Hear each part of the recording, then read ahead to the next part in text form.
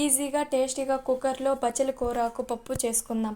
ఒక గ్లాస్ కందిపప్పు తీసుకుని బాగా వాష్ చేసుకుని కుక్కర్లో వేసుకోవాలి. అలాగే ఒక గ్లాస్ వాటర్ వేసుకోవాలి. పప్పులో 5 మీడియం సైజ్ మిర్చి తీసుకోవాలి. మీ కారానికి తగ్గట్టు తీసుకుంటే సరిపోతుంది. తొట్టిమి తీసి వేసుకోవాలి. ఉల్లిపాయ మీడియం సైజ్ ఉల్లిపాయ తీసుకొని కట్ చేసుకుని వేసుకోవాలి. మీడియం సైజ్ తెల్లగడ్డ తీసి పొట్టు తీసి వేసుకోవాలి. తర్వాత 7 మీడియం సైజు టమాటాలు తీసుకొని వాష్ చేసుకుని కట్ చేసుకుని వేసుకోవాలి. మనం చేసే ఈ కూర నలుగురికి ఈజీగా సరిపోతుంది. వాటర్ సాలేదని కొద్దిగా వేసాను. చిటికెడు ఇంగువ, 1 టీ స్పూన్ పసుపు వేసుకోవాలి. బచ్చలి కూరకు తీసుకొని వాటర్లో ఉప్పు వేసి కొద్దిగా బాగా వాష్ చేసుకుని తర్వాత కుక్కర్లో వేసుకోవాలి.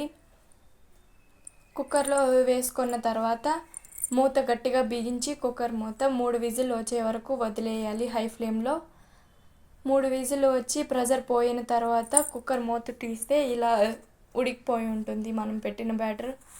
ఇలా ఉడికిన తర్వాత ఇలాగే స్మాష్ చేసుకోవచ్చు, లేదా ఒక నెల్లికాయ సైజ్ అంతా చింతపండు వేసుకొని ఒక 5 నిమిషాలు పక్కన పెట్టి తర్వాత కొండ తీసుకొని అందులో ఈ బ్యాటర్ వేసి బాగా స్మాష్ చేసుకోవాలి. ఇలా స్మాష్ అయితే సరిపోతుంది. ఈ బ్యాటర్ వస్తే దీన్ని వడిం అంటారు.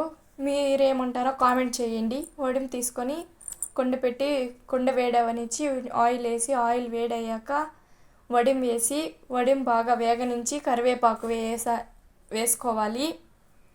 కరివేపాకు చిటపటమన్న తర్వాత మనం స్మాష్ చేసిన బ్యాటర్ వేసి వాటర్ కావాలంటే కొద్దిగా వేసుకోవచ్చు, లేదు ఈ బ్యాటరే సరిపోతుందంటే కొంచెం ఉడికిన తర్వాత దించుకుంటే టేస్టీ బచ్చలి కూరాకు పప్పు రెడీ.